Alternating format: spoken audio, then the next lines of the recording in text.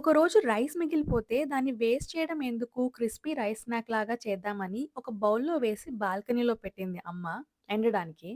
But చూస్తున్నారుగా ఇలా ఒక అన్‌ఇన్వైటెడ్ గెస్ట్‌కి ఇది లంచ్ అయింది. ఇంతకు ముందు బాల్కనీలో ఎప్పుడూ ఒక్క బర్డ్ కూడా కనిపించేది కాదు. ఫుడ్ పెట్టగానే వితిన్ ఫ్యూ మినిట్స్ వీటికి ఎలా తెలిసిపోతదో అని సర్ప్రైజింగ్‌గా అనిపించింది నాకు. సరే పోనీలే తెలియకుండానే వాటికి ఫుడ్ పెట్టామని సాటిస్ఫైయింగ్‌గా అనిపిచ్చింది. ఇంక రోజు మిగిలిన రైస్ వాటికి పెట్టడం కంటిన్యూ చేశాము.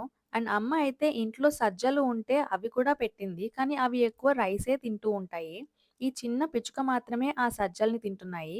ఎప్పుడో నా చిన్నప్పుడు చూసాను ఈ పిచ్చుకల్ని. మళ్ళీ ఇప్పుడిక్కడ కెనడాలో చూస్తున్నాను. వీడియో తీద్దామని నేను లోపలే ఉండి కొంచెం దగ్గరికి వెళ్తే చాలు పారిపోతున్నాయి.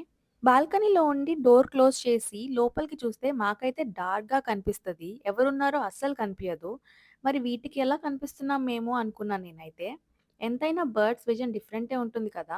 వీడియో నచ్చితే లైక్ చేయండి అండ్ సబ్స్క్రైబ్ కూడా చేసుకోండి. ఓకేనా? Thank you.